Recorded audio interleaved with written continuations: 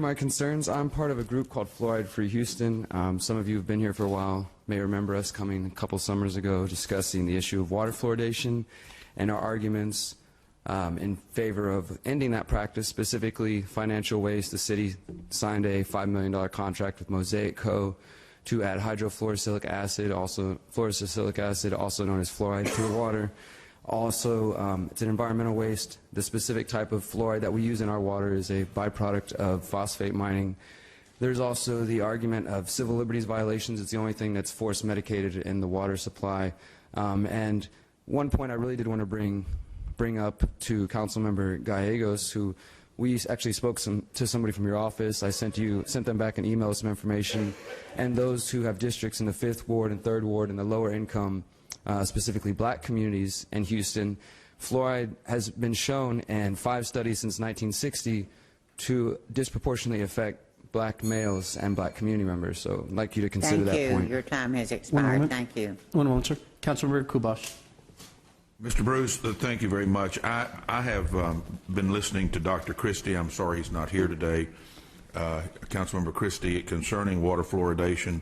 And then he turned me on to studying it myself, and after doing so, I became a supporter of not putting fluoride in our water. Became very concerned. Not only that, most of us that have drink bottled water now. I mean, it's not the other. And when you cook with the tap water, you actually increase the fluoride in whatever you're going to eat.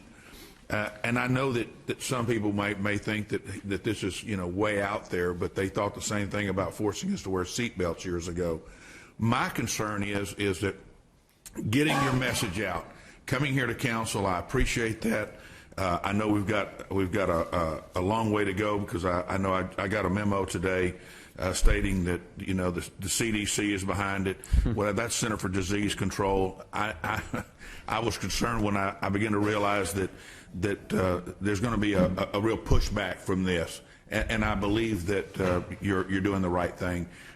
Can you tell us something about our teenagers? They say 40% of our teenagers have fluorosis as a result of our exposure to this fluoride, and also we're not showing any less tooth decay than other developed nations who don't put fluoride in their water. That is correct. Studies have shown that in areas that are non-fluoridated, there actually is no difference to those who are fluoridated. And the point you brought up about most people drinking bottled water, I think that's important, except for those, as I said, in lower income communities who might not be able to afford bottled water on a daily basis. They're drinking the tap water, which is fluoridated. You're also, as you said, when you cook, it goes into your body. When you take showers, it goes into your body.